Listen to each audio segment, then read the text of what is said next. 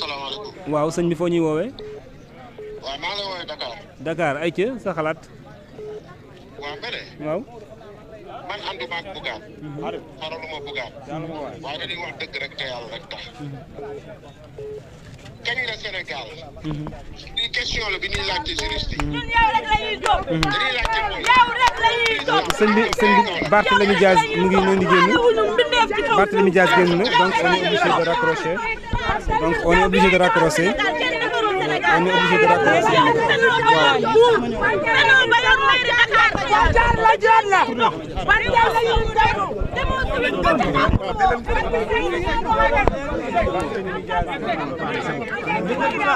Barthélémy Dias donc ñëw na génn na.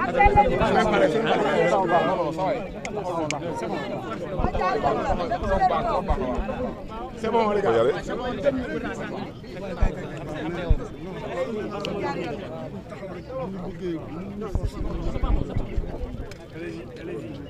Voilà, Michel Maire, allez-y. Vous êtes le leader de la coalition Sam Moussa Kadou, maire de Dakar.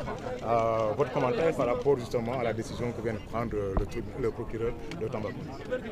Je ne commenterai pas la décision prise par le procureur de Tambacounda parce que la décision ne vient pas du procureur. Et je pense que nous, les hommes politiques, il est temps maintenant qu'on lâche un peu les baskets des magistrats. On a assez tapé sur eux. La décision, elle vient d'en haut.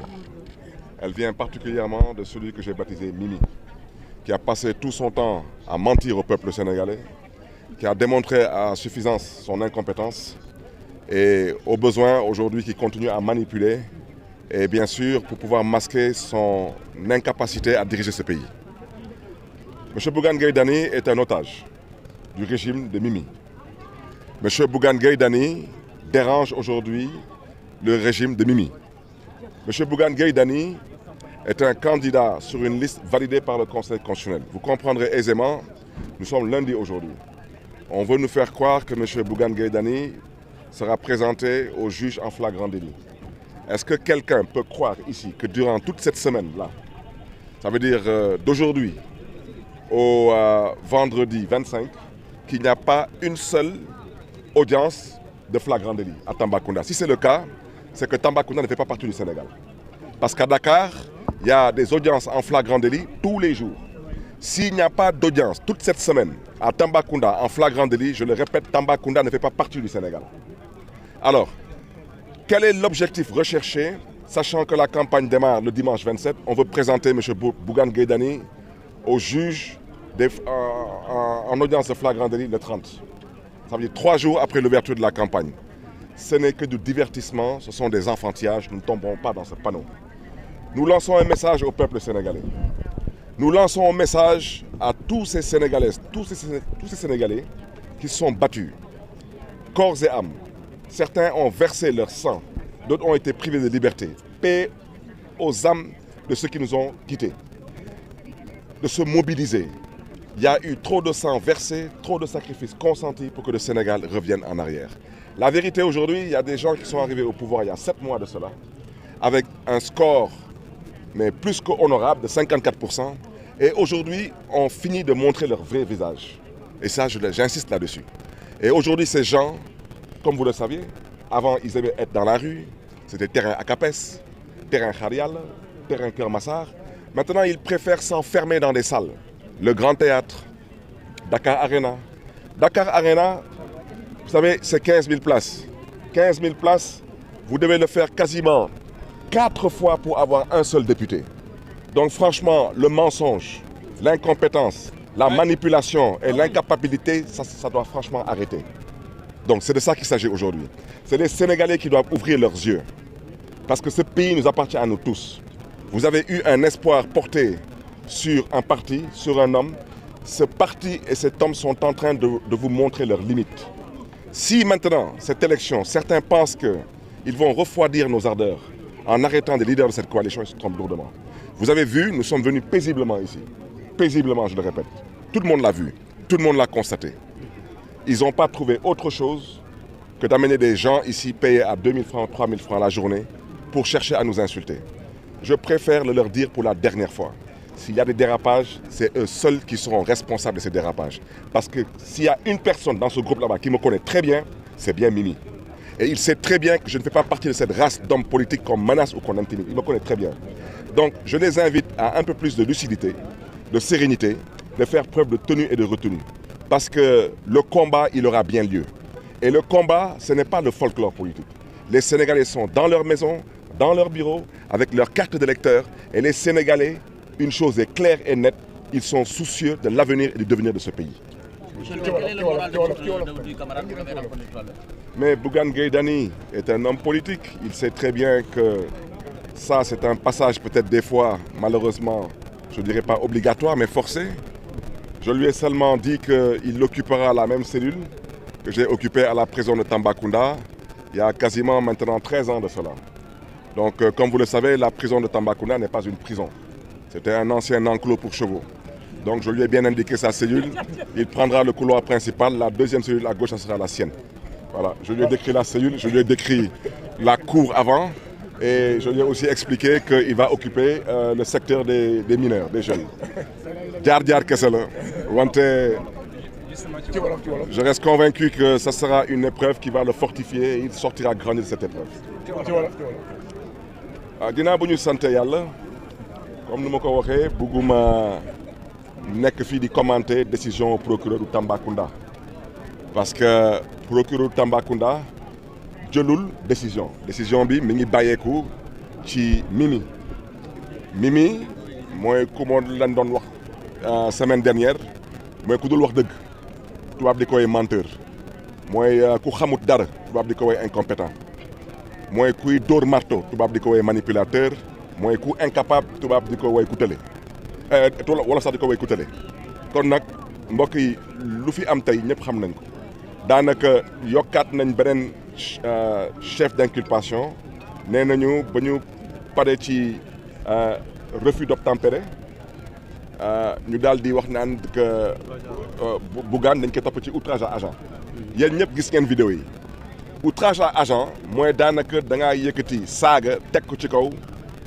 takk der wala nga poñe ko wala nga xeex ak moom yéen ñëpp gis ngeen Bougane ci oto bi lu mu seq ak gendarme bi mooy waxu kilifa waxu fulla waxu fayda wante kenn déggu fa wax bu ñàkk teggin mooy beneen bi moom gendarme bi daf ko waxoon na nga taxaw parce que président day romb waaw maintenant nag wax naa leen man du ma commenter ci décision procureur wante procureur illaa yow mi din du fi mës a mën a démontrer que président bu nekkoon ci jaww ji Bougane nekk ci suuf si Bougane mën na ko empêcher mu jàll yéen fan ngeen gis président doon circuler Bakel ci convoi mënoo nekk ci jaww ji waa ji nekk ci suuf si mais ngeen di laalante mënul nekk c'est de la provocation régime bi dañu tële te duñu waxkat te mënuñu wax dëgg ñu xam ne ni élection yi dina xaw a tar ci ñoom parce que juróom benn weer ngi ni xaw ma juróom-ñaari weer lu ñu diggoon askanu Sénégal lépp kenn gisu ci dara ñu ne daal maintenant nañu demoon wër ndomba nit ñi nañ leen nelawal lii c'est de la diversion c'est ça qu'il s'agit c'est de la diversion te kooku dañ ko bëgg a jaarale ci benn prise d'otage à travers la personne de Bougane Gueye Dany te loolu dañ koy ñaawlu parce que gis ngeen provocation bi sax tey ci suba ci tribunal bi ñëw nañ fii ci jàmm ak salaam dugg coog ci tribunal bi benn policier ñëw nañu dafa recevoir ay instructions que man noruma toog ci biir tribunal bi te tribunal bi muy un service public d'utilité publique nit mën na ñëw tribunal pour lu ko neex moo xam day wut si këyit moo xam day ñëw wuy si juge moo xam day déposer plainte moo xam lan la ko indi tribunal mais ban tribunal ngeen mën a dem en tant que citoyen ngeen toog kenn xamul lu leen fi indi su leen neexee sax nga ñëw sax pour jàppale seen mbokk wala seen soppe wala seen xarit policier comme d'habitude rek j'ai reçu des instructions seen instruction yooyu la ñu bëgg ñu xam ne ni du ay verset coranique du ay verset biblique instruction bi su illégale kenn du ko topp yéen gis ngeen ci dossier Bougane ba que gendarme yi di interpellé waaw su ko gendarme yi waxoon dama bëgg nga jël sa oto dawal ko ci kaw ndox ci est-ce que acte boobu est-ce que instruction boobu est-ce que légal na kan moo koy topp mais kenn du ko suivre donc les instructions venant des hommes de tenue ne sont à respecter que si instruction yooyu day méngoo ak lu yoon santa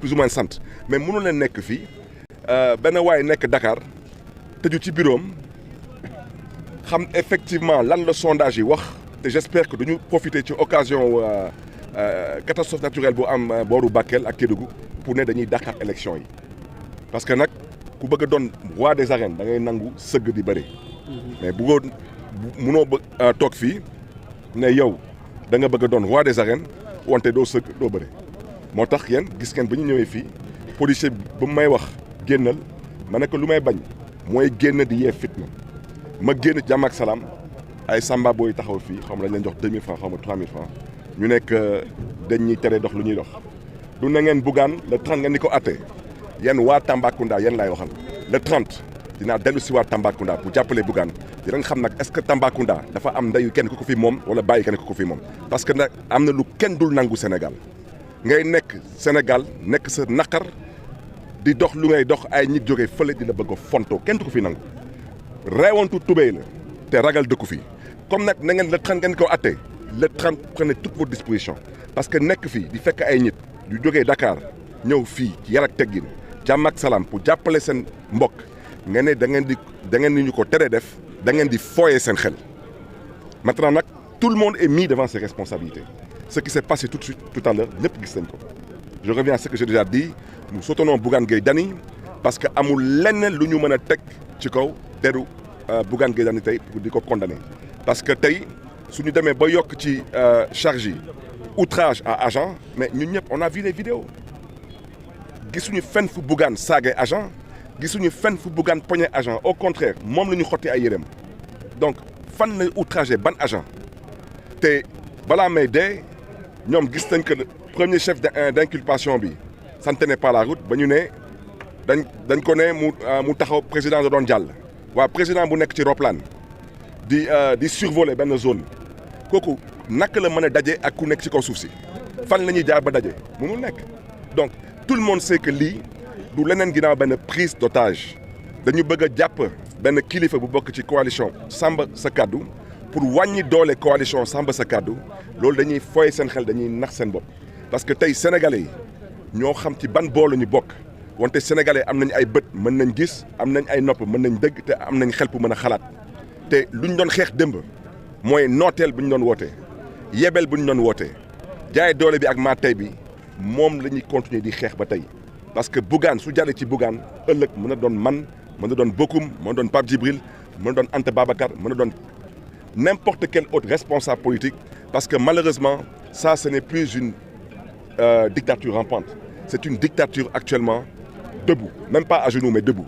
donc c'est au peuple sénégalais de comprendre aujourd'hui où se trouvent les enjeux et waaw Bougane nag lu ma ko wax moom mooy lii ma mënul ñàkk ci politique la bokk nee naa ko nag lenn rek moo ma ci metti mooy 13 ans ci ginnaaw maa ngi woon ci prison wu Tambacounda su ma juumlee sax peut-être ëpp na ko y a 15 ans peut-être ci ginnaaw waaw 15 ans ci ginnaaw maa ngi woon ci prison Tambacounda wax naa ko nag cellule bu muy occupé parce que fii du prison fii jamono tubaab bi ay fas lañ fi doon denc donc nee naa ko soo duggee ci kaso bi rek deuxième cellule à gauche mooy sa bos te amaana sax doo gisante ak ñu nekk ci kaso gi parce que première cellule bi mooy pour jigéen ñi bu ci tegu mooy pour mineurs yi jeunes yi xam naa xam naa mineurs yu nekk Tambacounda yi moom ñëppay kontaan parce que xam naa dañuy libérer ñëpp pour que moom mu mën a utiliser cellule boobu wante lu am ba am je crois que Bougane dégg na daaj ay noonam du waa administration pénitentiaire ay noonam du waa gendarmerie ay noonam du waa police parce que sonn nañu di leen di xeex te ñoom ñëpp ay sénégalais lañu ni ñun donc di gërëm tamit tous ceux qui sont mobilisés pour toutes les listes de l'opposition ñu ngi fii ak le président du conseil départemental de Tambacounda Mamadou Kassé di ko gërëm tamit di ko sant tamit ci taxawaayam di ñaanal ñëpp te di leen di jox dig daje incha allah le 30 dinañ daal di subaat fii Tambacounda parce que Bougane Gueye Dany doit battre campagne loolu mooy dëgg. Voilà, merci beaucoup. Merci beaucoup. Merci beaucoup donc mu ngi noonu Barthélémy Diaz la ñu doon dégg noonu muy joxe les informations.